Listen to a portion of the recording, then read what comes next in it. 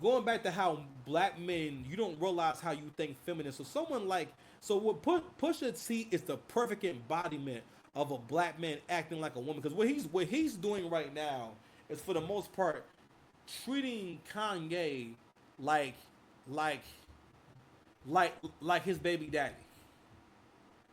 And what he wants to do whenever someone discredits you and you've done good things for them and with them, or and they have relied on you, that is an attack. That person is being no, it's malicious. So on this channel, we call that shit out because the people who watch my channel, I hope you chasing greatness. Cause I'm chasing greatness. I'm not here just to be some nigga in his bedroom making videos forever. I got dreams. But what little brother say? Bro, I got gas too. I got dreams, but dreams don't keep the lights on until they keep the lights on. See, they wrote those bars back in before YouTube. Nigga, my dreams been paying me. Fuck y'all talking about?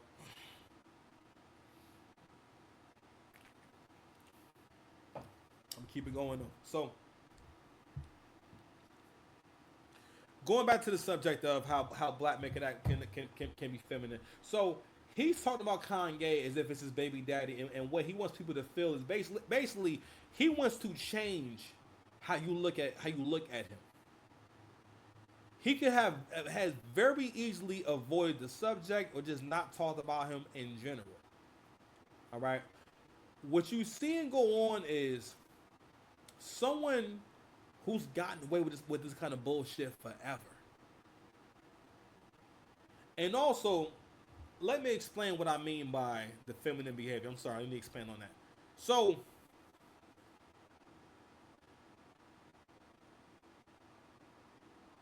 whenever someone can openly display such self-centered traits, because while Push is saying this shit, he's not saying it as if it's a problem. He's saying it as if like yeah, that's just what it is. You feel me? So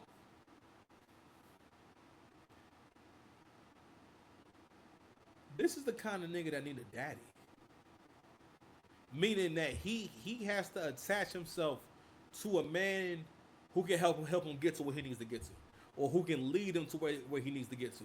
Cause I don't know how, but this man has gotten Pharrell out of retirement. Okay, so let's go ahead and share this clip. Hopefully, they won't be hating on your boy. So I'm gonna share this my screen real quick. So this is off the Kev Talks Instagram.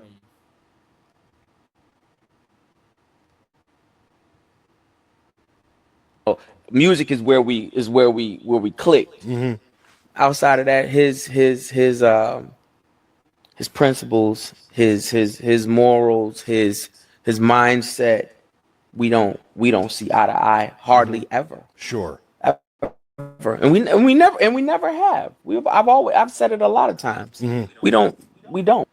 It's no heartbreak because we he is not a person that we ain't the same. We can't outside of music, we're nothing. You and Kanye. Yeah, we Yeah. can't be anything outside of music. Like, music is where we clicked. Outside of that, his principles, his morals, his mindset, we don't see eye to eye hardly ever. Sure. Ever. And we never have. I've said it a lot of times. We don't. It's no heartbreak because we he is not a person that we ain't the same. We can't.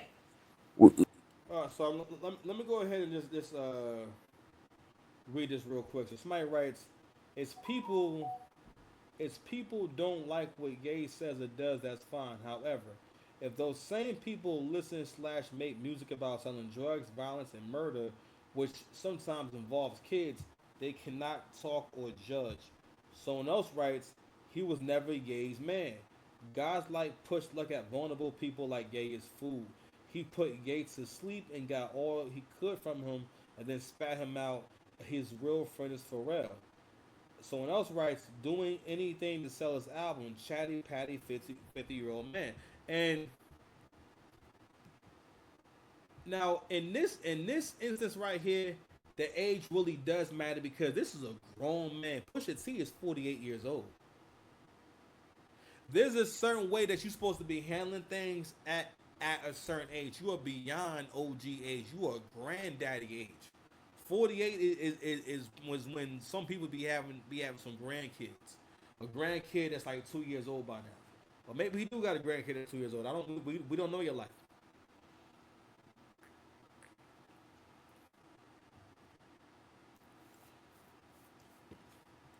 The comment they made, right, about how he got all he could from him and then he spat him out.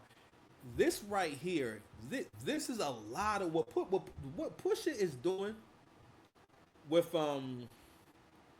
Kanye is very much how breakups go, especially like for black men, because for the most part, black men's experience is women, especially when y'all break up, what she does, especially a narcissist. Because again, most modern women, I don't know if I'm sorry, we haven't gone over that theory in a little bit.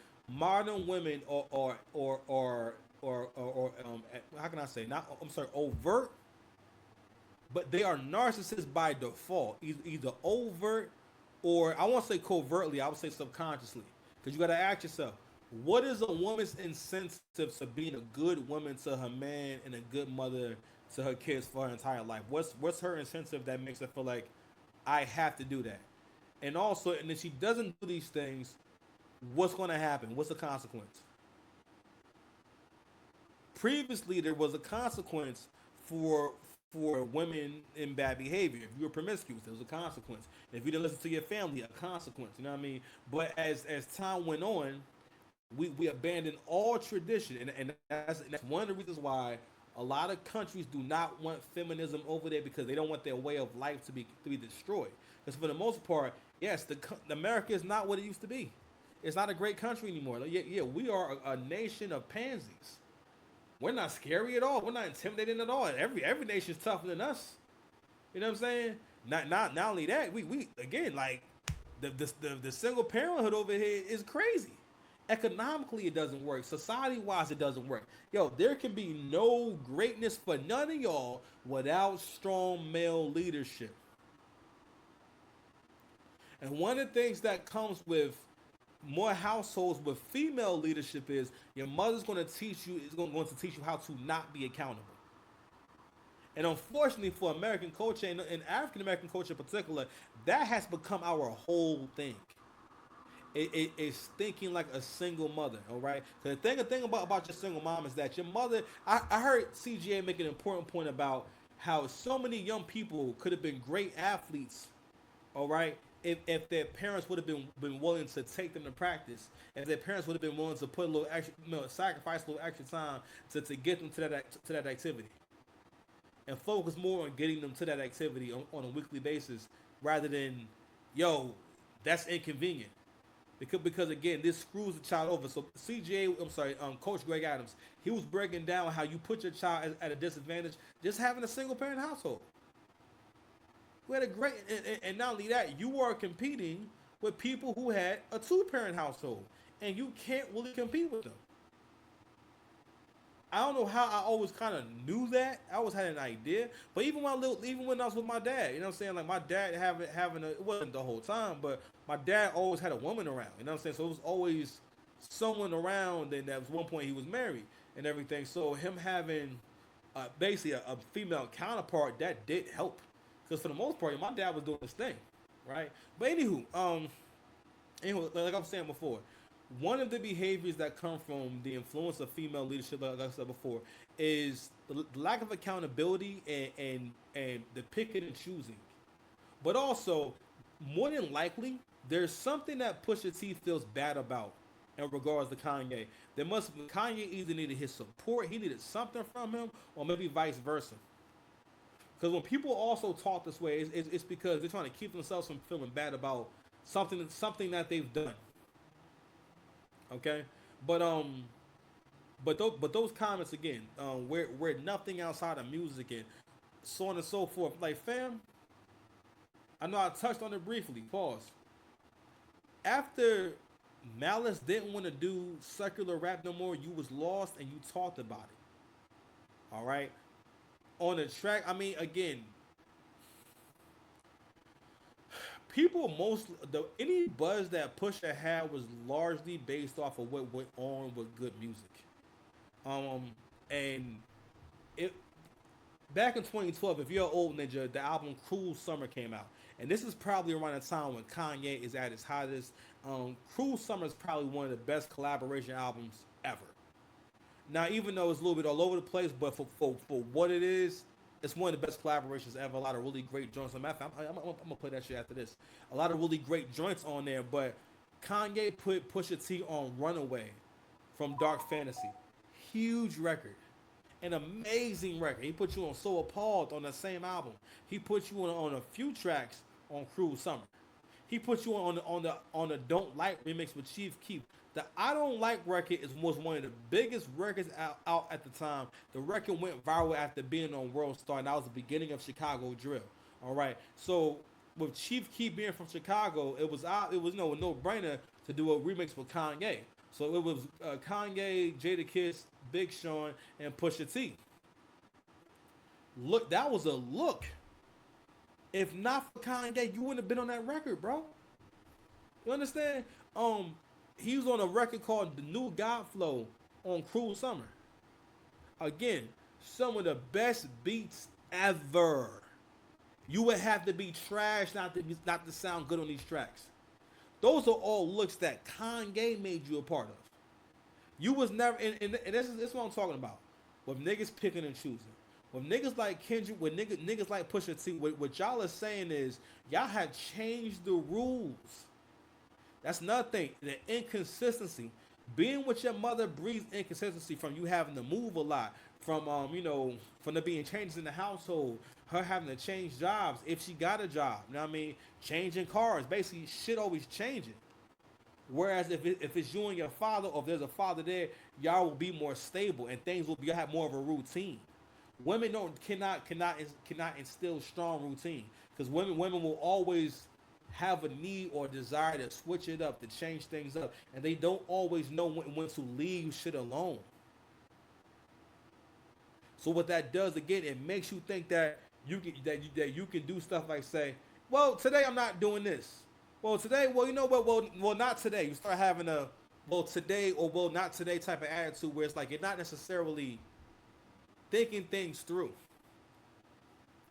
or thinking about what's going to be the long term effects, what's going to be the long term consequences of what I'm doing right now. That's crazy. That shit is not charging. Like nothing is charging right now. Anyway, I might can't do the show for that long. Anywho, so yeah, and so this is what you see with this whole Pusha T thing. I want to also read what Kev wrote here too. So Kev said this, bro, the audacity to do another clout chasing interview, beefing with a man who gave your career redemption and a Grammy. That is wild. To call that same guy not a man and act like you have morals as if you didn't bring up a child. I'm sorry, as if you didn't bring up a child in a rap beef. He talking about when for the most part, people wanted to give Pusha T the W over Drake because his angle was you have a child that you haven't told us about, and then from there the assumption was made that you're hiding a child, and that was little. The angle was literally you're hiding a kid. Drake was not married. Drake wasn't in a relationship. Hiding the kid from who? And you niggas, when I see you niggas eat that up, pause, that's when I realized that, comprehension. We have an issue with comprehension. But again, and not only that, black people really do adhere to the power structure, the power hierarchy in the black community, which is at the top is old mammies, then black women, then kids, then I'm sorry, girls, then boys, then black men, and then within black men, dark skinned niggas, and then as your complexion works on down to my complexion, you get less and less respect and credibility. You know what I'm saying? You have more privileges. So like people will always ignore, for the most part, how mean dark skinned people are. for the most part, when you come across these people who are certain complexion, yo, this is a guarantee that that they're going to be rude to you. That they're going to be mean to you. Let me tell you something, nigga. You are always surprised when a dark skinned person is nice to you. Keep it a buck with me. Keep it real with me. Okay. All right. We still good. Okay. All right. Hold on, y'all. Let me check my levels. Yo. All right. Cool. All right. We're good. We're good. Let me read the rest of what man said. It's already 8 o'clock, man.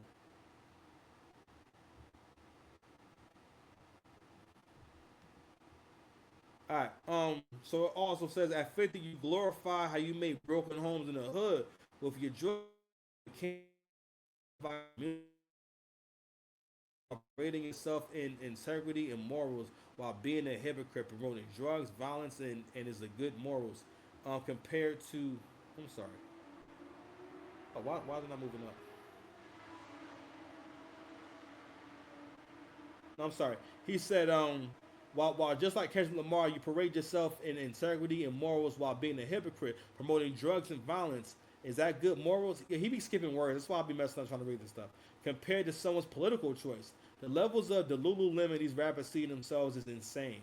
Does he not understand he can't talk about not being a kiss ass, but Kanye been on Trump since 2016, and saying you hated him for years means you were fake as fuck up until 2023, benefiting and using that man for your career, and as soon as Pharrell came back, you dropped him. Pathetic. Meanwhile, Chatty Patty in every interview, now you desperate for mention by talking about people who have more substantially, I'm sorry, people who have and are substantially younger than you and far exceeded you in success. Them end of career regrets hitting hard. So basically, what my man is saying is that um, he's calling out he's calling out that behavior, bro. And this is something that we have to stop accepting, and especially in hip hop. We cannot keep letting this is hip hop music, not just rap. That's not what it is. Because at the end of the day, in all music, the universal language is fire. A good song if a song is good enough, it transcends genres and audiences. Okay, that's how we know the song is fire, right? The better it is. Okay.